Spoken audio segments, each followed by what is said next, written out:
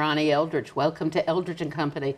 Just last week here in New York City, immigration proceedings started for some of those children who traveled alone to this country from Central America.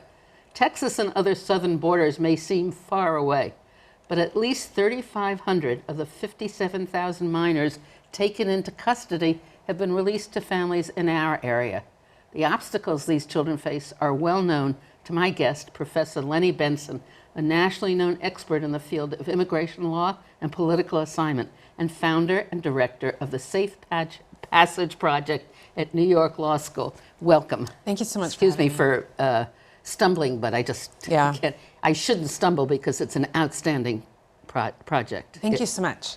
It's, you know, it's really the fact that we've got 3,500 children. This is the expedited court, right?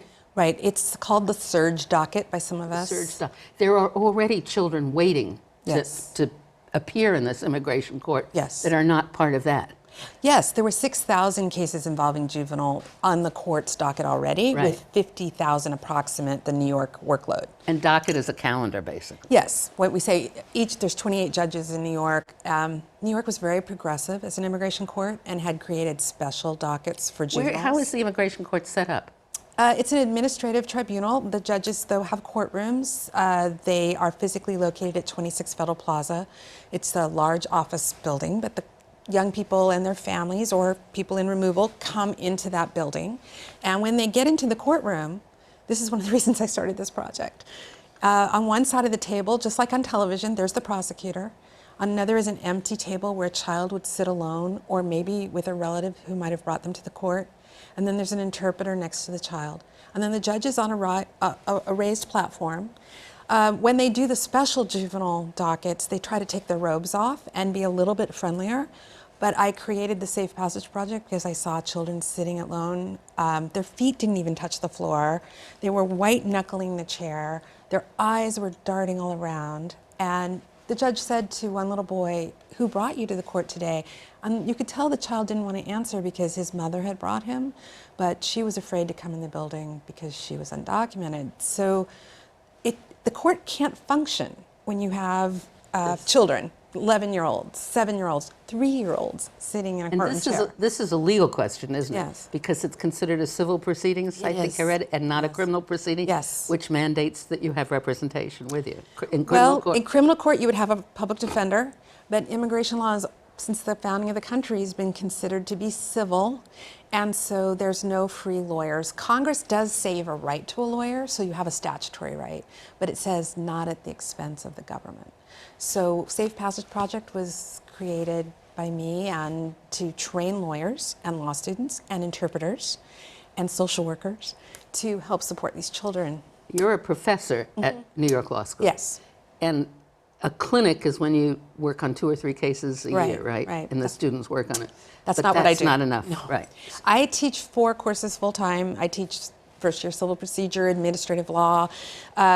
I do this as my pro bono work. So the school did let me create a course around this work. So we have 12 students who get trained in being courtroom advocates, and we call it Friend of the Court. But even though we were able to do this and then train pro bono lawyers, we're up to over 200 cooperating attorneys, and we've helped about 350 children so far in the last 2 years. Now, with the surge docket, we're there at the courthouse, we're meeting and greeting the children, and any child who doesn't come with a lawyer, we're giving them a free consultation, counseling, and screening, but we can't promise that we're going to find a lawyer for them because there aren't enough lawyers who are trained to do this work. And the money that the president wanted in this congressional authorization that they have not authorized, that's the money that would have helped, some of that money would have helped to pay lawyers? Actually, most of that money was to go to detention for the children because they do get taken into custody for a period of time. It's not necessarily a long period of time. Let's do this. The kids come here. Right. They're coming mostly from Honduras? Honduras, El Salvador, and Guatemala. Right. So they cross the border. Treacherous. We can talk about that in a little while. And then they get apprehended. Apprehended. By Customs and Border Protection, usually immediately turned over to Immigration and Customs Enforcement. That's ICE. ICE works in tandem with Health and Human Services that has a special children's division that takes these children into custody. So we saw the horrific scenes where they were in FEMA facilities and Air Force bases. That's because the influx was so much larger than anyone expected. They didn't have child-appropriate detention space available. Now the numbers have dropped down a little bit. In August, it's very hot, very dangerous to cross the border, and they're able to put the children into facilities HHS has vetted. So New York has 300 children that have been here for years, 300 a day, up in Westchester County. Now they're opening from 2 facilities in downstate New York to 16. So there will be children held by the federal government for a brief time. But the rule is they have to release the children to a relative if one comes forward and is vetted appropriate to take them. And that's because of a Supreme Court case called Flores v. Reno, which says that children should not be locked up as part of a civil proceeding.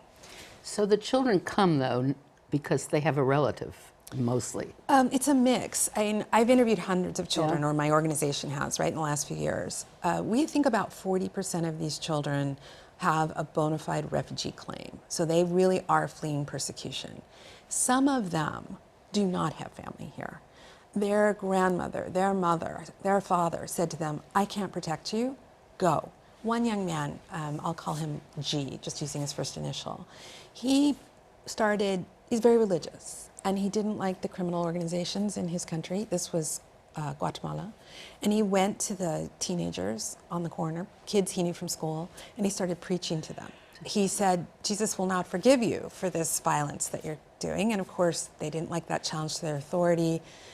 He was beaten, and eventually his church leader said to him, we can't protect you, you have to go. So he's here completely alone.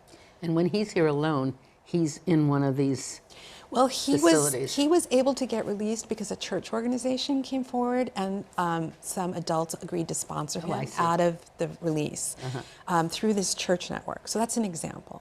But it is true that 80% of these children are released to a relative, but that relative could be an older sibling, a mom, a dad, grandma, cousin. Sometimes it's a godparent. And, you know I've talked to a lot of people about this summer, and they say, well, that's not a good thing. Children are coming to join family here. When we've had periods in history where people are fleeing violence, if they know someone in another country where it's safe to go, they're going to try to go there. So for example, children from Nicaragua also have problems. They tend to go to Costa Rica and Colombia. Children in Afghanistan, some of them are trying to go to Turkey, some are trying to go to Sweden, some are trying to go to Germany. It's really patterns of migration are where adults know to send you safely. And there are more and more people in the world changing countries. The UNHCR said it's the highest number of displaced and refugee people we've ever faced. So it's civil wars, it's violence perpetrated on religious sects, it's political upheaval. And for these children in these 3 countries, Honduras, El Salvador, Guatemala, these 3 countries are in the top 6 for the most dangerous places in the world to live. So their governments can't protect them. They don't have robust child welfare systems. Their families often can't protect them, and they feel a rock in a hard place, right? So they make this incredibly dangerous journey. The startling figure is the percentage of children that are able to stay here. I think it's like who have counsel as opposed to don't. It's almost, isn't it? It's 5 times or 10 times. Well, I wish I brought a diagram for you because I want your viewers to imagine with me.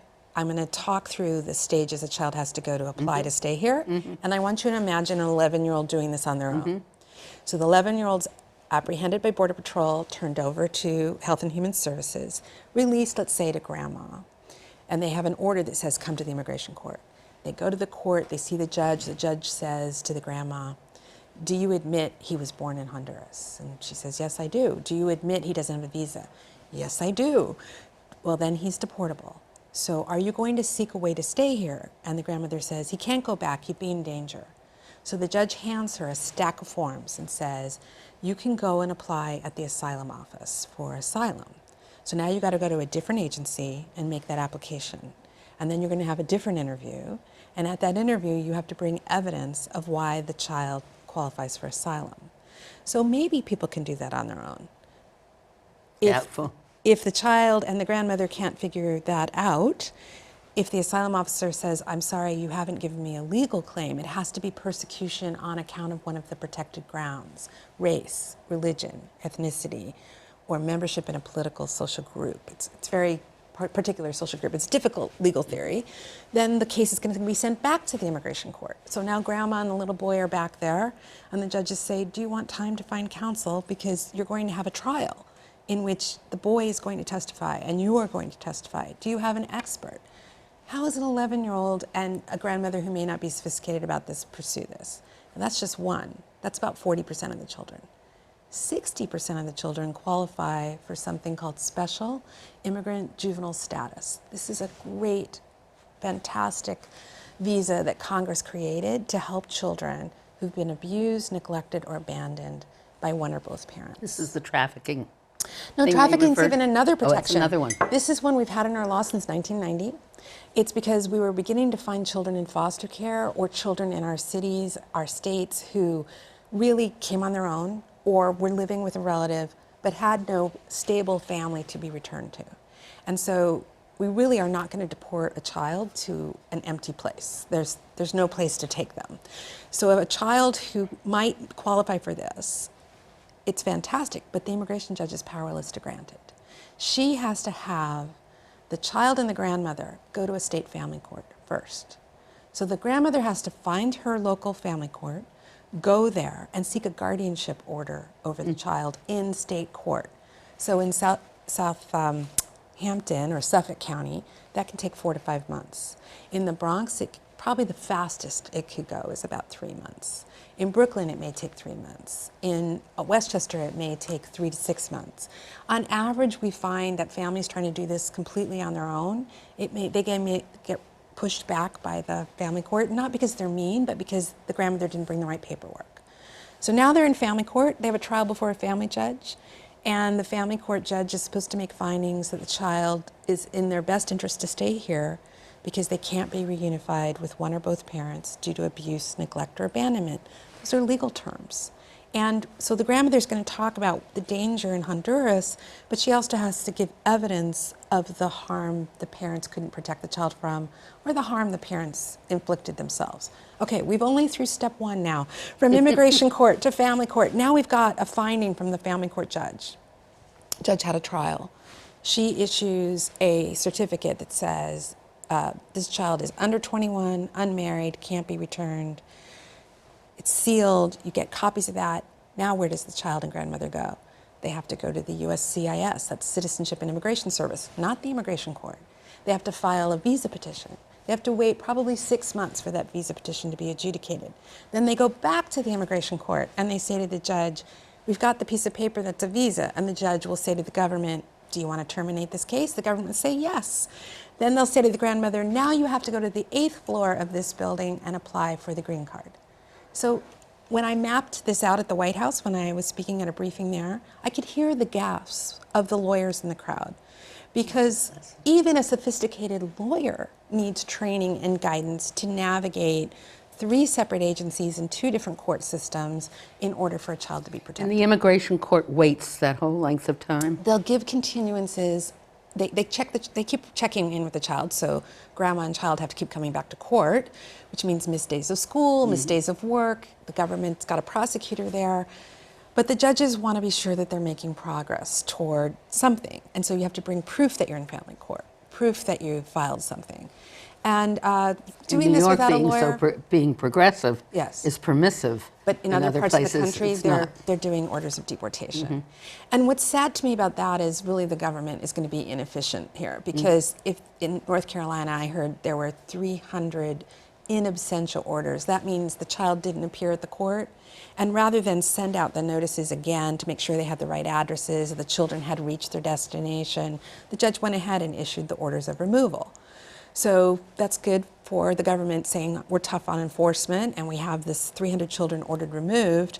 But when those children get information about those notices, they're likely to come forward and say, I just found out about this. I would like to reopen my case. And so it's cutting off your nose to spite your face, right? I think that Congress created benefit systems like asylum, which we're required to do under international law, and this special immigrant juvenile status, and protection for trafficking or victims of crime. But if we don't have a procedure that's fair, those are empty protections. To make the protections real, we need trained lawyers and motivated volunteers. Why do you to think help we it have so happen. much trouble with immigration laws? In general? Oh, well, don't most lawyers tell you law is complicated, whether you're consulting a real estate lawyer or a tax lawyer? Immigration law being very political, I think, and because immigrants themselves don't vote, our statutes keep growing. So the bill that was passed in the Senate last year that might have been comprehensive reform, it's 1,000 pages long. And it hasn't gone anywhere in the House because the Speaker has not scheduled it for hearings. So part of it is the complexity of a complex country. 350 million people, many different immigrant populations, many different interest groups that perceive immigration differently. And each group doesn't really know the whole animal. Do you know the proverb, the old story of the blind man feeling the animal? The elephant, sorry? Yeah. One feels the trunk and he says, oh, this is a serpent. Yeah. And one feels the legs and says, this is a tree. I think that's what immigration law is, that it takes a long time to see the whole Really picture. put it together. Particularly And for children. It's such an interesting thing because most people have come from someplace else, Right, right? right. But we don't, what is it? We don't teach that understanding. I mean, how do we come up with people who become so intolerant of it? That's what's so interesting, isn't it? Well, I would like you to answer that for me, actually, because I grew up in Arizona. We were talking before the show began about, Your my family's from family. the East Coast, my father from Chicago, but I grew up in Arizona, the only Jewish child in my town. So maybe I'm empathetic to the newcomer because I know what it felt like to be the outsider, and I know that I was a threat to some of my classmates in school. They didn't know what a Jew was. They were curious about our customs. I think that there's a bit of a myth for every immigrant group. So if we look at American history, some of our revered figures, Ben Franklin, we think of him as progressive, a democratic leader. He gave speeches in which he said, we have to slow down German migration.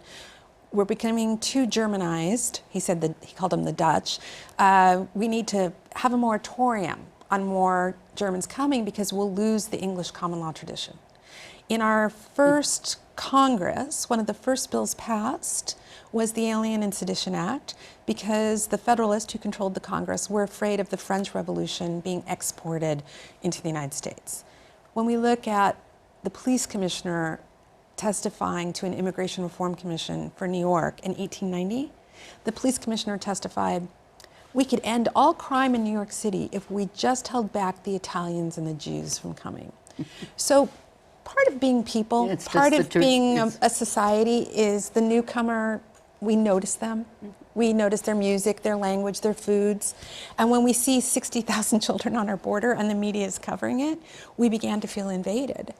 I would hope we would take a breath and we would be proud that we're a leader in the world on human rights and recognize that we're signatories to treaties that say you have a right to apply for protection. You may not necessarily receive it, but you have a right to apply. And when you compare our influx to a country like Turkey with 3 million displaced people and refugees in their borders, I think we can handle this problem. Does the migration tend to land up in major cities? It's 6 states really receive the majority of these children, but they really are everywhere, from Nebraska to Colorado to Utah. The New York Times did a really great graphic, and people can find it by searching their website. They showed that the #1 city right now is in the Houston area, and then New York City area is #2. Los Angeles is #3, but not far behind is Florida and North Carolina. Now, we haven't talked at all about the treacherous journey to get so here, scary. which is really so horrendous that it should almost be, if you've succeeded in coming here, you've deserved to stay, right? Well, for the children, I know our government is doing public service announcements in these countries, begging children not to make the journey. And they're basically making those announcements and going there, not necessarily because they don't want the kids here, but because really they know what lies ahead of them. Or is it a combination of both? Well, I heard Vice President Biden speaking at the White House briefing I attended, and he said, we feel compassion for these children, but we want the governments of El Salvador, Guatemala, and Honduras to also rectify what the sending causes. And so some money has already been appropriated to those countries. On the other hand, many of us who've worked in this field for a long time, I began my pro bono public interest work representing Central Americans in the 80s. So there is, and I don't mean to be blanket or stereotypical here, but there are pockets of corruption in these countries where children are not safe to go to their police or their judges to complain about child abuse or violence or sexual trafficking. And so it'll be a long, slow process for the United States to help those countries stabilize. I think they are doing the public service announcements as well because of the horrific story. The Catholic bishops did a fact-finding investigation, and they interviewed mothers and grandmothers at a receiving station where children are deported from Mexico. They're caught in Mexico and deported back to Guatemala. And the mothers said, we put our daughters on birth control. They have them injected with a long-term lasting birth control before they go because we know the likelihood is they will be sexually assaulted. And here, Catholic Charities has a partnership with Montefiore Hospital, and they're trying to serve the medical needs of some of these children. And one report from some of the physicians was they think at least 2/3 of the girls and the boys have been sexually assaulted on the journey as a cost of getting on the trains or having a smuggler leave you alone or preyed upon by police. So I would hope people watching this would not encourage children to come on that dangerous journey. On the other hand, if you have a daughter who calls you from Guatemala, and we had one of these calls yesterday, Sunday I was in the office and the phone rang. A mother was saying, they're holding a gun to my 11-year-old's head because they know I'm here, and my brother is ready to go get her and pay the ransom and then bring her to me. How can I bring her legally? There is no way to bring her legally. We have no visa a child can go apply at the consulate. So what am I to tell that mother? I mean, I'm certainly, as a lawyer and as a mother myself, not going to tell her do nothing. But what I said instead was I got her the names of some safe houses in her region where there are church ministries and nonprofit organizations trying to provide safe places for children to stay. Do they also try to provide safe passage? They do, but they don't. It's against the law to bring a child to the United States without a visa. So I know some members of Congress have said perhaps we should have what's called in-country processing. We did this with Soviet Jews. Instead of making you get to our shores and apply for refugee protection, Apply ahead of time. we did allow people to apply in country. That's an exception to the norm. We did that with Haiti after the Aristide coup That would in make the so 1990s. much sense. Well, it doesn't because, again, you're 7 years old and you walk into that processing center, maybe with your uncle or your grandmother or your big brother. How do you articulate why you want to go to the United States? Yeah. And why do you qualify for refugee protection? So now, safe passage, you go out and you Train go out. lawyers. You look for lawyers, right? I will not speak or go to a cocktail party without saying, can I have your card? And do you want a case? Yeah. Friday, we did a training for free at New York Law School. We had about 200 people who showed up. We had law students, we had interpreters, social workers, and lawyers. We had retired judges.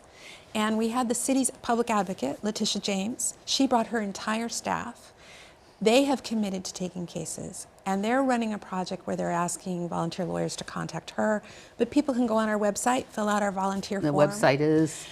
Safe, yeah, we're going to say it without a tongue twister. www.safepassageproject.org. And you need that word project because there's another organization called Safe Passage. So you recruit the law firms, you recruit lawyers, you right. recruit social workers, Yes. anybody who can help. Yes. And then you run the training programs. Right. And then you assign them? Yes, it's been a very personalized placement, so I get to know you as a lawyer and I talk to you about what kind of case you might want to work on. And you say, well, I want to do asylum. I really don't want to go to family court in that other process. And then I ask, do you need a student to help you? And many of the lawyers do want a student. Others will say, I need a Spanish-speaking volunteer to help me. And we try to build a team because for these young people, this may be the first adult who they're going to tell the story of what happened to them. and we want to build a team of support for the young person. They often suffer a lot retelling the story. We need social workers, we need do. translators. We need doctors, and doctors. psychologists. And family law doctors, family law lawyer, Yes. family law Yes. attorneys who will take the cases that go to Yes. family court. I'm actually very proud of our New York family courts. They have been trying to learn more about this. I'm speaking to the Office of Court Administration in October. They have let us come in. I have another hat I wear. I'm the chairman of the New York Bar Association, the City Bar Immigration and Nationality Committee. And I recruited onto my committee almost all the city's experts. And so we go in and we've been doing trainings in the family courts for the regular family law lawyers so that they will be able to help that grandma and child when they come into the court and know why they need a guardianship and why they need this special findings. So we need somebody really tomorrow. Court Yes. is, it's not in session today. It is in session Oh, it today. is in session. I'm not there today. Thank Today, I believe it's legal aid may be covering it today. There are 5 organizations who traditionally did those special juvenile dockets. So that's the New York Legal Aid Society, The Door, which is a fantastic nonprofit in the city that helps children, the American Immigration Lawyers Association Pro Bono Committee, and I'm sorry, I'm blanking, Catholic Charities, and then Safe Passage Project. So we formed teams and trained some people quickly. So we are there every day greeting children, and we've guaranteed the court that we'll be there through September 12th, but unless the city or state or private donations come in and are able to fund some positions for us, we just can't keep up the work. Maintain this. Yeah, I have to teach my regular classes, the Legal Aid Society has to work on their cases. I can't be at the court every day and be training lawyers and mentoring. So we're hoping City Council and our state legislature will contribute some funds. California had a bill introduced last week, $3.3 million to go to nonprofits that are experienced in providing this legal work for children. Well, I certainly hope we respond, and it's been so interesting and informative and inspiring. So Thank you. Thank you so much. I appreciate you. Thank you. I appreciate you.